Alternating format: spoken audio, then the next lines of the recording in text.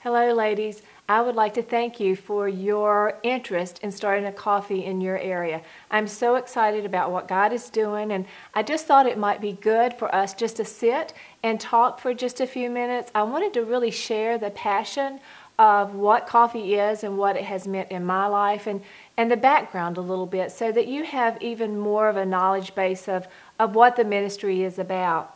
Remember, coffee stands for Conversations of Friends of Faith to Encourage and Equip.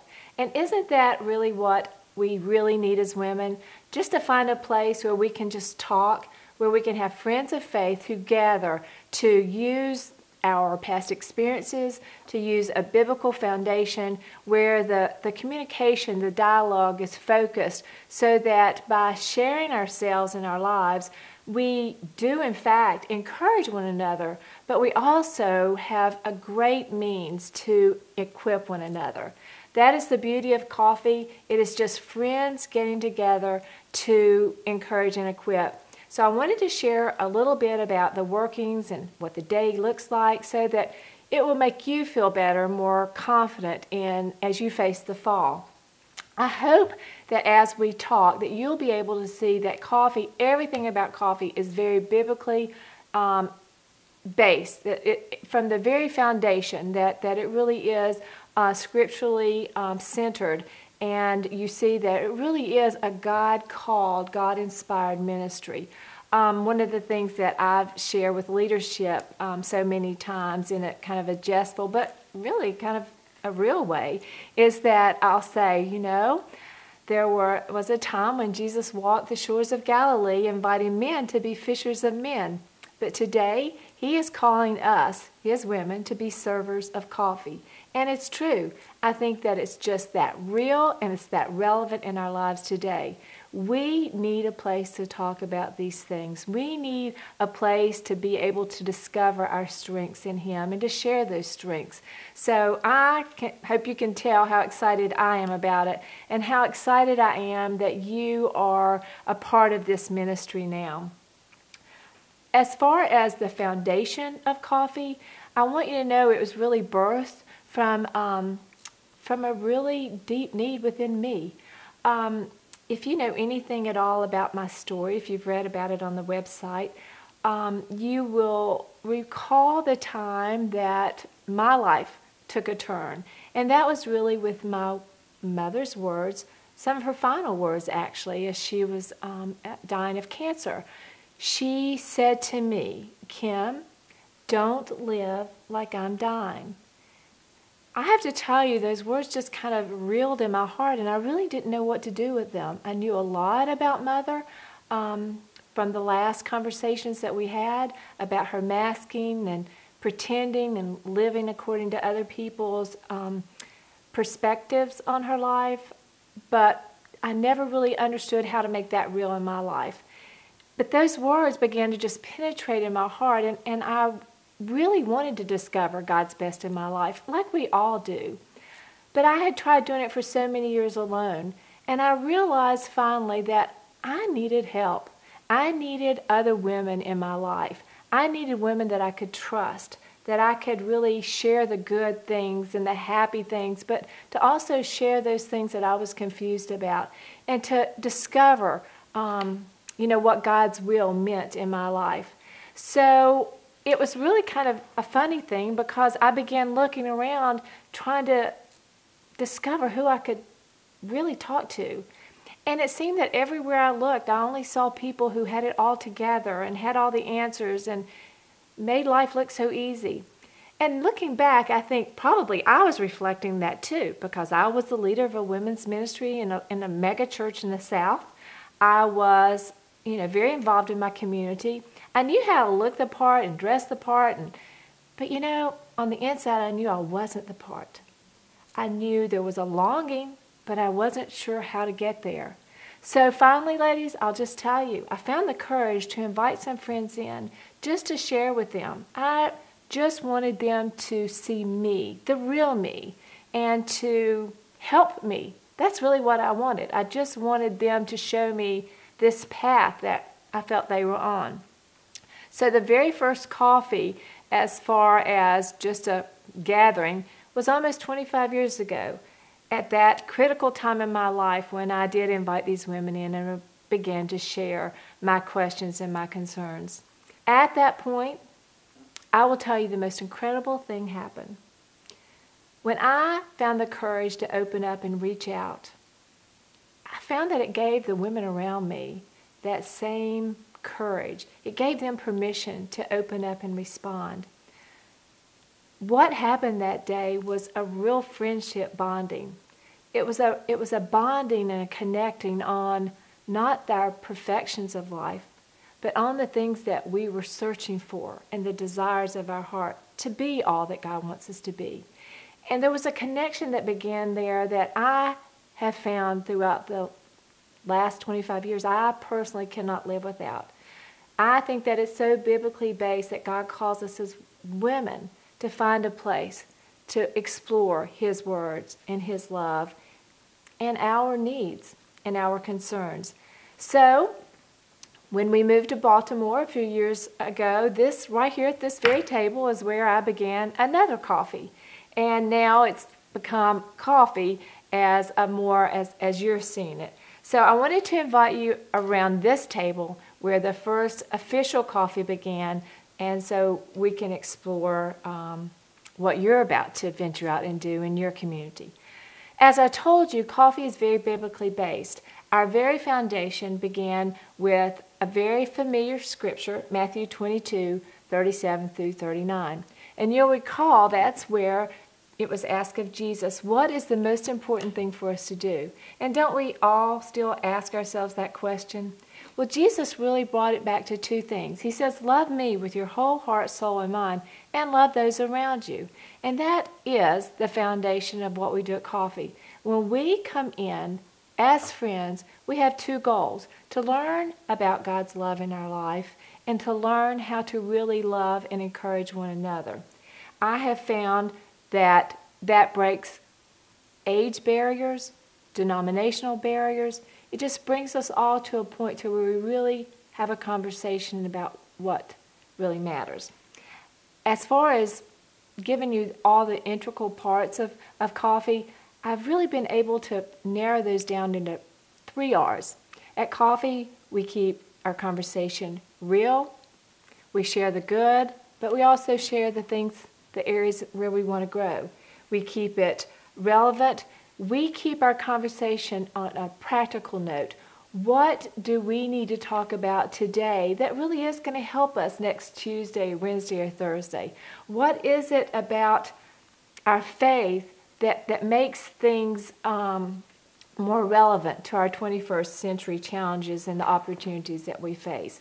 So we keep it real, we keep it relevant, and then we keep it relational. Just like I said before, our relationship with Christ and our relationship with one another. So that's pretty much what coffee is. I could go on and on about it, and maybe one day when we have more time, we can do that. But how does coffee work? How have we made it? So many times I have women say, how do you keep it a safe place? How do you keep it a trusting place? Well, we do that very in a very practical way. We actually have come up with, and you should have a copy of this, a friendship agreement. And it's not a list of rules of what to do or not to do. It's really just boundaries of how we guard ourselves to keep ourselves safe. It's very important that we have a very safe, trusting place that's very accepting of one another. It's very important that all denominations feel like they're safe and they're welcome to explore their questions. It's very important that women walk in and they feel free to be right where they are. I always say right where you are is right where you're supposed to be, because right where you are is where Jesus is waiting on you. So if we have a place where women can come in, and if they're questioning a part of their faith, if they're not even sure that they have a faith, or if they've been in their faith for 40 years and just want to share that, then that's exactly where we give them the freedom to be. This friendship agreement really sets the goal that at Coffee, we try to keep it biblically sound, we keep it safe, we keep it pure in motive, and we keep it very encouraging and challenging. We do that in many ways, and I want you to read through this and let me know what you think. But the main things about this is what I've just talked about, but also it gives each woman the freedom to come in and talk, not talk, never be asked to pray or read. And when your women come in, you'll see that they may be a little leery. And, to right off the bat say, do what you want to do. Don't ever think that I'm going to call upon you or you're going to be called upon to pray or to read out loud. All those things just kind of free us up to go, okay, I can just come in and just really enjoy this coffee. But I will tell you the main thing about this agreement that we all love is that we make a commitment to one another that what happens at coffee stays at coffee. And it's amazing the freedom that gives us to know that there is a group of women and this is my safe place and I can share and I can talk and I know that it's going to stay here. That is one of the greatest gifts that we can give to each other, and that is the gift that coffee provides each week. And we ask each participant, especially the leadership, to sign that agreement. So it just works, and it's a great part of what coffee is. Okay, so what will your time at coffee look like? I know you're thinking about that. This is new to you. Of course, there's anticipation. So let me just tell you that each of your coffees, as you begin, will pretty much be in 3 parts. It'll be the same platform that we do in Baltimore. It will have a topic talk, a table talk, and then what we call a together talk. It's a great way to break it up, to keep it interesting and keep a flow going, kind of keep an agenda in your mind as the leader, and you know what's coming next, and you know about what times you have for each. So it's really just kind of a mental timetable that I found is very, very effective. I don't have to keep looking at my watch. I know what's coming next, and I think it'll be a great tool for you as well. With the topic talk, you will receive a YouTube video each week, and that will be your topic talk. I will be sharing whatever the topic is for that week. Like I said, 10 to 12 minutes. You'll just be able to pop that in. I want you to know that with that YouTube teaching, I will bring a lot of content. I will promise you, I will make a commitment to you that those YouTubes will be filled with biblically sound content each week. That is my commitment to you. But I also want you to know that what you add to your coffee will be just as important content. And what's even greater is every woman who walks into your coffee will be bringing her own content. That is the beauty of coffee. That is what happens when women get together. Now, it's going to take a little while for women to maybe feel comfortable to begin to share, but she is bringing in her content. It is the most wonderful thing I've ever been a part of, ladies. I just have to tell you, to have a forum where women feel comfortable to share what God has brought them through, what God has taught them. It is one of the most encouraging and equipping things. It's so practically based, and I think that's what I love about it. So you'll get your YouTube teaching, and then from that you'll pick up a guide. Let me see, I have one right here. It's an agenda that you'll be getting. Can you see it? Each week, and it's an agenda, but it also has in it your discussion questions for that week. So there'll be 3 to 5 discussion points, questions, whatever you want to call them, that you will actually be able to begin your conversation with based from your YouTube teaching. That will be your table talk, where you just sit around a table, just like this, just like the first one that started, and just say, well, Sarah, what do you think about that? Or Elizabeth, do you have anything to add? And it's just, you'll see, you're going to love it. And I bet many of you have even led Bible studies, so you know the value of that. And then you'll end each session, on Together Talk. And that is where you just bring it to a practical application. It's where we really begin to share how it works. Tell me how it works. Show me how to do it. I believe And one of my greatest passions in life is to set aside spaces, because all of us have so much value, we have so much to say, we have so much wisdom. The problem is so many of us have felt handicapped or unworthy to share. Who among us has not had some type of mistake or regret or something?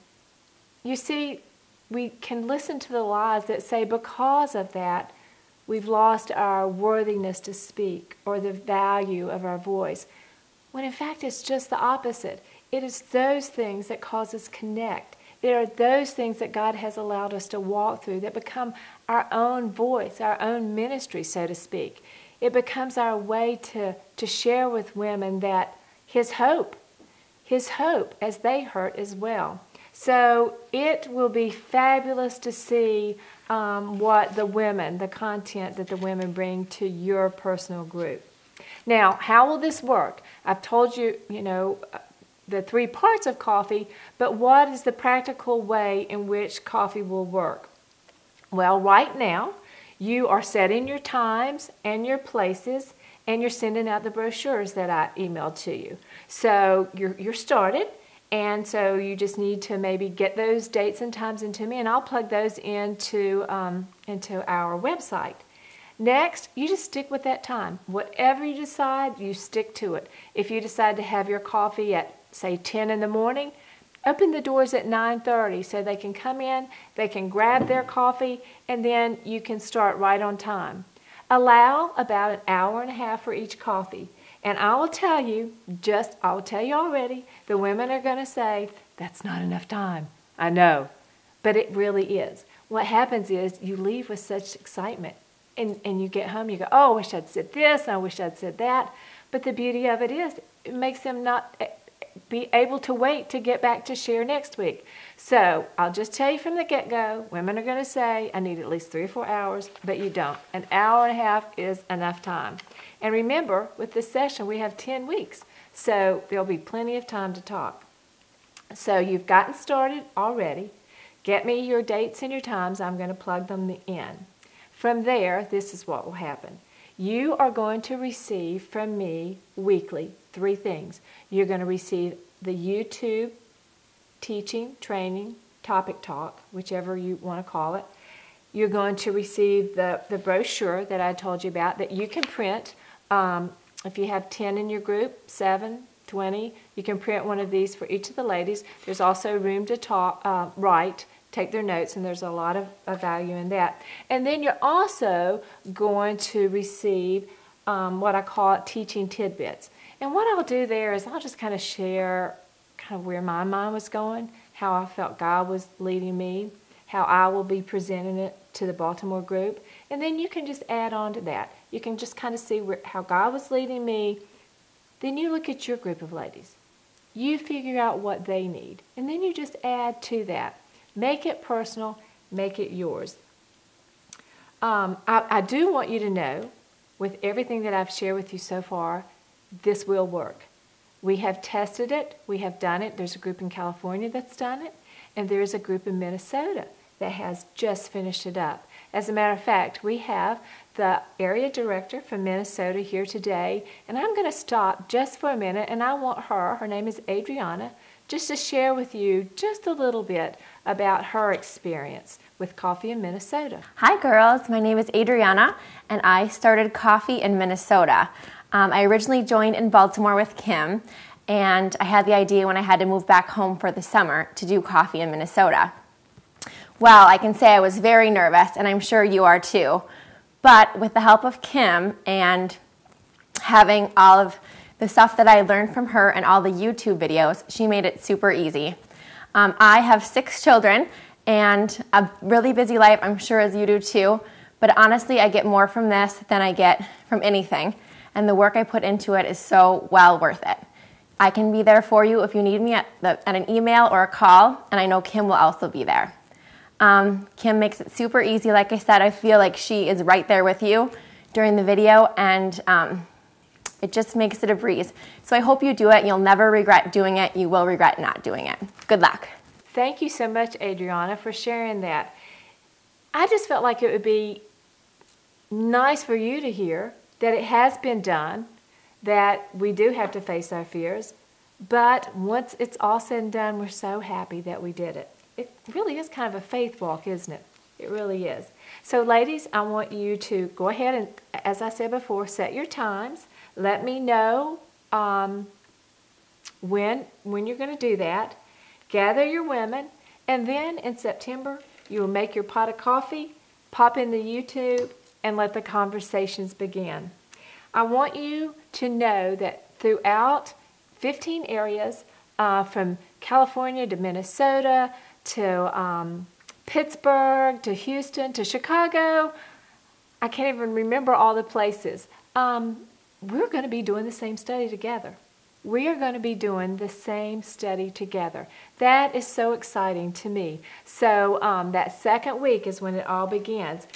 And I want you to remember this very important fact, that every time you start to feel stressed, anxious, nervous, fearful, doubtful, any of those many emotions that we all feel, I want you to just stop and remember, coffee, conversations.